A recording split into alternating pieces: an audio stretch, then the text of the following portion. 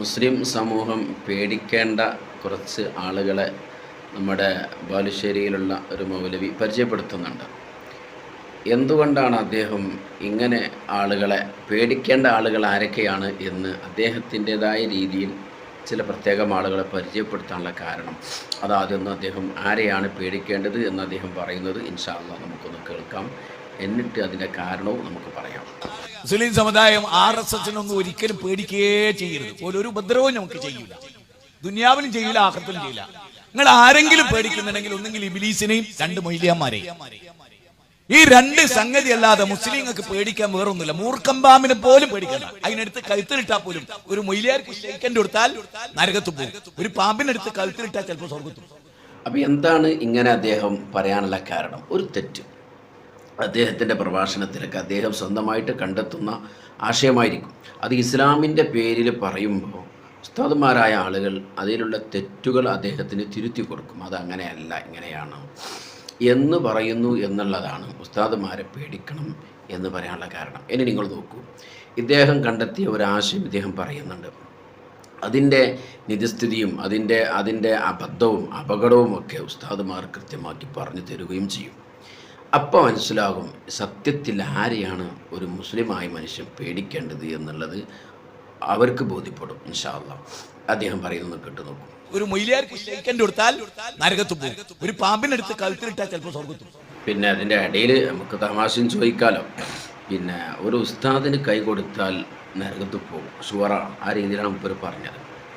അതേസമയത്ത് ഒരു മൂർഖമ്പാമ്പിനിട്ട് തോളിലിട്ടാൽ അയാൾ ചിലപ്പോൾ സ്വർഗത്ത് പോകും. ചിലപ്പോൾ ഒന്ന് മുപ്പര് ഭാഗമായിട്ട് ഒന്ന് ഓഫറായിട്ട് കൂട്ടി തന്നിട്ടുണ്ട്, അൽഹംദുലില്ലാ. ഏതായിരുന്നാലും പോകുന്നുള്ള രീതിയിൽ അവിടെ പറഞ്ഞിട്ടില്ല, അതുകൊണ്ട് അതൊരു സമാധാനമുണ്ട്. പക്ഷേ ഞാൻ കുറേ ആലോചിച്ച് നോക്കി, ഒരു പാമ്പിനെ ഇട്ട് തോളിലിട്ടാൽ ആ പാമ്പ് കടി ഏറ്റ് അയാൾ മരിക്കും, അങ്ങനെ ഉണ്ടാവും. പക്ഷേ ഈ പാമ്പിനെ തോളിലിട്ട് കടിച്ച് മരണപ്പെട്ട ഒരു ആത്മഹത്യ ചെയ്ത ഒരാൾ അയാൾ സ്വർഗത്തേക്ക് പോകും എന്ന് പറയാൻ എന്തായിരിക്കും തെളിവ്? ഇദ്ദേഹം എപ്പോഴും ഖുർആനും സുന്നത്തും അനുസരിച്ച് മാത്രമേ പറയാൻ പാടുള്ളൂ എന്ന് വാദിക്കുന്ന ഒരു സഹോദരനാണ്. അപ്പം അതുകൊണ്ട് പിന്നെ അയാളെ കണ്ട ഏതെങ്കിലും ആയത്തിലുണ്ടാകും അല്ലെങ്കിൽ ആ ഹദീസിലുണ്ടാകും എന്ന് നമുക്ക് പിന്നെ ധരിക്കാം. നമ്മൾ കുറ്റപ്പെടുത്തേണ്ട, അയാൾ കണ്ടതിൽ അയാൾ പറഞ്ഞിട്ടുണ്ടാവും. അപ്പോൾ ഏതോ ഒരു ആയത്തിലോ ഏതൊരു ഹദീസിലും മൂർഖമ്പാമ്പിൻ്റെ തോളിലിട്ടാൽ കടിച്ചാൽ അവനും സ്വർഗത്തിലാണ് എന്ന് പറയുന്ന ഹദീസ് ഉണ്ടാകും. അല്ലാതെ അത് ഇത്ര ഗൗരവത്തിലും ഇത്ര ആധികാരികമായിട്ടും പറയില്ലല്ലോ. അപ്പോൾ അതൊരു പിന്നെ അയാൾ പറഞ്ഞതിലുള്ള ഒരു പിന്നെ രസകരമായ ഒരു യാഥാർത്ഥ്യം നമ്മൾ സംശയാസ്പദമായിട്ടൊന്ന് പങ്കുവെച്ചത് മാത്രം. അദ്ദേഹം പറഞ്ഞല്ലോ ഉസ്താദുമാർക്ക് കൈയെടുത്ത നരകത്തേക്ക് പോകുന്നുള്ളത്. ഇപ്പോൾ ഒരാൾ നേരം വെളുത്ത് തിരുവനന്തപുരം മുതൽ കാസർഗോഡ് വരെ ഒരാൾ നടന്നു അല്ലെങ്കിൽ സഞ്ചരിച്ചു നോക്കുക. ചെറിയ മക്കൾ അലിഫും ബാവും പഠിക്കാൻ വേണ്ടി, ഖുർആൻ പഠിക്കാൻ വേണ്ടി, യാസീനും തവാറക്കും ഇതൊക്കെ പഠിക്കാൻ വേണ്ടി ചെറിയ മക്കൾ മദ്രസയിലേക്ക് പോവുകയാണ്. ആ മദ്രസയിൽ പഠിപ്പിക്കുന്നതൊക്കെ ഉസ്താദുമാരാണ്. ഈ ഉസ്താദുമാർക്ക് കൈ കൊടുത്താൽ ഇവർ ദീന് പറഞ്ഞു കൊടുക്കണം ഉസ്താദുമാർ. അവരേക്കൊന്ന് കിട്ടിയതാണെന്ന് കേരളത്തിലുള്ള ആൾക്കാരൊക്കെ വജ്ജഹത്ത് ഓതുന്നത്, അവരേക്കൊന്ന് കിട്ടിയിട്ട് അത്തഹിയാത്ത് ഓതുന്നത്, അവരേക്കൊന്ന് ഫാത്തിഹ ഓതുന്നത്, അക്ഷരങ്ങൾ പഠിച്ചത് അവരേക്കൊന്ന്. അവരെ പേടിക്കണമെന്നും അവർക്ക് കൈ കൊടുത്താൽ നരകത്തേക്ക് പോകും എന്ന് ഷുവറായി പറയുമ്പോൾ എന്താണ് ഇപ്പോൾ ഇയാൾ ഇത്ര ഗൗരവത്തിൽ പറയാനുള്ള കാരണം? അതാണ് ഇൻഷാ അല്ലാഹ് അദ്ദേഹത്തെ നേരത്തെ സൂചിപ്പിച്ചതുപോലെ തിരുത്തി കൊടുക്കുന്നു എന്നുള്ളതല്ലാത്ത ഒരു തെറ്റും ഉസ്താദുമാർ ചെയ്തിട്ടില്ല.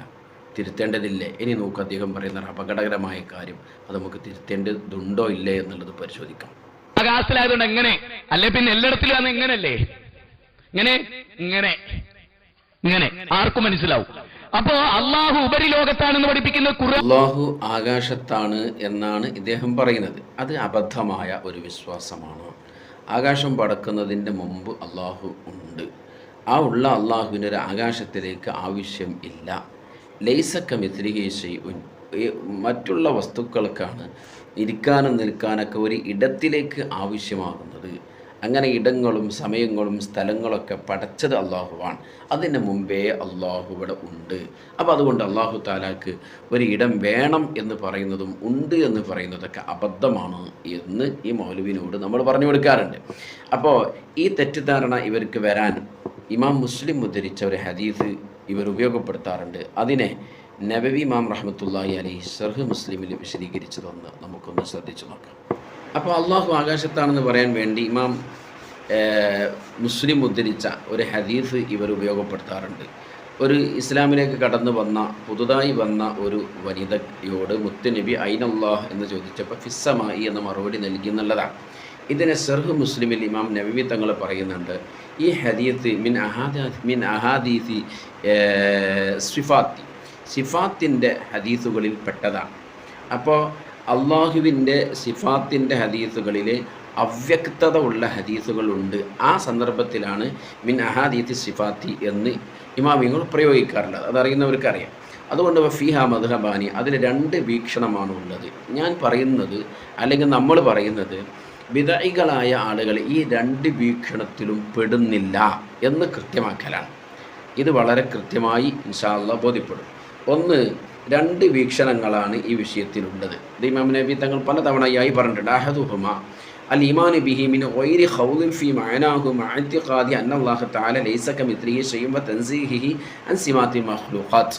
സൃഷ്ടികളുടെ വിശേഷണങ്ങളൊന്നും ചേർക്കാതെ അതിൽ നിന്ന് അല്ലാഹു തആല വിമുക്തനാണെന്ന് ബോധ്യപ്പെട്ട് അല്ലാഹു തആല ലൈസ കമിത്ലിഹി ശൈഉൻ എന്ന ആയത്തിൻ്റെ പരിധി പൂർണ്ണമായും ഉൾക്കണ്ട് അള്ളാഹുവിനെ പോലെ വേറൊന്നുമില്ല, വേറെ വസ്തുവിനെ പോലെ അല്ലയല്ല എന്ന് തിരിച്ചും മറിച്ചും ഉറച്ചു വിശ്വസിച്ചു കൊണ്ട് അതിൻ്റെ മാനയിൽ കൂടുതലായി ഹൗല് ചെയ്യാതെ എന്താണ് അതിൻ്റെ അർത്ഥം, എങ്ങനെയാണ് അർത്ഥം, ആകാശത്താണെന്ന് പറഞ്ഞാൽ ആകാശത്ത് തന്നെയാണ് എന്ന് വാശി പിടിക്കാതെ, അങ്ങനെ തന്നെയാണെന്ന് ഉറപ്പിച്ച് പറയാതെ, അങ്ങനെ അതിൽ കൂടുതലായി ഇറങ്ങാതെ അത് അങ്ങനെ ഒരു സിഫത്ത് അള്ളാഹുവിന് ഉണ്ട് എന്ന് വിശ്വസിക്കുക. അതിന് അർത്ഥം ആകാശത്തിലാണെന്ന് വെക്കരുത്. അത് വെക്കുമ്പോൾ പിന്നെ എന്തായി, മഖ്ലൂക്കിൻ്റെ സിമാത്തിനെ തൊട്ട് വിശേഷണത്തിനെ തൊട്ട് തനസ്സുഹ് ചെയ്യുക, അള്ളാഹുവിനെ പരിശുദ്ധനാക്കുക എന്ന സംഗതി അവിടെ വരികയില്ല. അത് ഇല്ലാതെ ആ മാനയിൽ അതിൻ്റെ ലാഹിർ ഏതായിരുന്നാലും മുറാദല്ല, അങ്ങനെ ഒരു വിശേഷണം അള്ളാഹുവിനുണ്ട് എന്ന് പറഞ്ഞ് കൂടുതലായിട്ട് അതിലേക്ക് ഇറങ്ങിപ്പോകാതെ അള്ളാഹുവിലേക്ക് ഏൽപ്പിക്കുക. അതിന് മുറാദ് എന്താ, അള്ളാഹു ആലം ബി മുറാദിഹി ബിദാലിക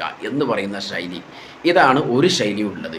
ഇതൊരിക്കലും ബിദഈകൾക്കില്ല. അവർ അള്ളാഹു ആകാശത്തിലാണ് എന്ന ലാഹിറായ അതിൻ്റെ പ്രകടമായ അർത്ഥം വെച്ച് അങ്ങനെ തന്നെ വിശ്വസിക്കണമെന്ന് വാശി പിടിക്കുന്നവരാണ്.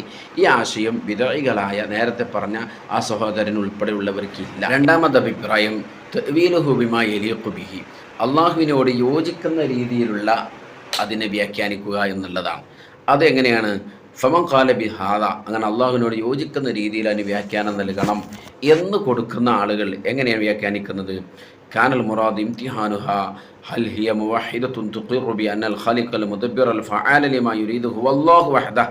അങ്ങനെയാണോ ഈ മഹദി വിശ്വസിച്ച ആള്, അത് ലോകത്തിനെ പരിപാലിക്കുന്ന ഉദ്ദേശിക്കുന്നത് കൃത്യമായി ചെയ്യുന്ന ആള്, അത് അല്ലാഹു തആല മാത്രമാണോ എന്നുള്ളൊരു പരിശോധനയാണ്. അള്ളാഹു ആണെങ്കിൽ എങ്ങനെയായിരിക്കും, വഹുവല്ലദീ ഇദാ ദഅാഹു ദാഇ ഇസ്തഖബല സമാ, അള്ളാഹു ആണെങ്കിൽ അള്ളാഹുവിലേക്ക് ഒരാൾ ദ്വാരിക്കുകയാണെങ്കിൽ ആകാശത്തിലേക്കാണ് ഇസ്തിഖ്ബാൽ ചെയ്യുക, കൈയുയർത്തുക എന്നർത്ഥം. അപ്പോൾ കമാ ഇദാ സ്വല്ലൽ മുസല്ലി, അത് അള്ളാഹു ആകാശത്തിലായതുകൊണ്ടല്ല.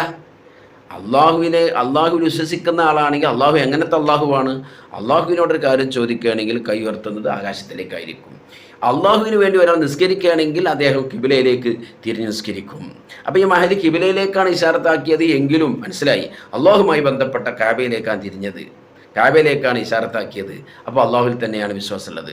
അള്ളാഹുവിനോട് ദ്വാരിക്കുമ്പോൾ പിന്നെ നോക്കുന്നത് അല്ലെങ്കിൽ കൈ ഉയർത്തുന്നത് ആകാശത്തിലേക്കാണ്. അപ്പോൾ ഈ മഹദി ആകാശത്തിലേക്ക് ഇശാറത്താക്കിയാലും എന്ത് മനസ്സിലായി, അള്ളാഹുമായി ബന്ധപ്പെട്ട് തന്നെയാണ് വിശ്വസിക്കുന്നത്. കാരണം അള്ളാഹുവിനോട് ദ്വാരിക്കുമ്പോൾ കൈ ആകാശത്തിലേക്ക് ഉയർത്തും.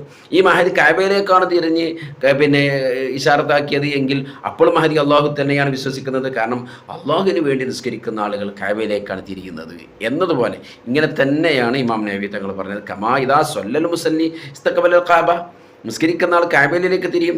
വലൈസ ദാലിക, ഈ ആകാശത്തിലേക്ക് ചൂണ്ടിക്കാണിച്ചതൊന്നും അല്ല. ലിയന്നഹു മുൻഹസിറുൻ ബിസ്സമായി, ആകാശത്തിൽ മാത്രമാണ് അള്ളാഹു ഉള്ളത്, വേറെ എവിടെയല്ല, ഒരു പ്രത്യേക ഇടത്തിൽ തന്നെയാണ് അള്ളാഹു ഉള്ളത് എന്ന ആശയത്തിന് വേണ്ടിയിട്ടല്ല. ഏതുപോലെ കമാ അന്നഹു ലൈസ മുൻഹസിറൻ ഫീ ജിഹത്തിൽ കഅബ, കഅബയിലേക്ക് തിരിഞ്ഞ് നിസ്കരിക്കുമ്പോൾ അള്ളാഹു അവിടെയാണ് എന്ന നിലക്കല്ല. അപ്പം നേരത്തെ അദ്ദേഹം പറഞ്ഞത് എന്താ, അള്ളാഹ് ആകാശത്തിലായതുകൊണ്ടല്ല ഇങ്ങനെ ഉയർത്തിയത്, അല്ലെങ്കിൽ എല്ലായിടത്തും ആണെങ്കിൽ ഇങ്ങനെ ആകെ ഉയർത്തണ്ടേ, അത് കബളിപ്പിക്കലാണ്.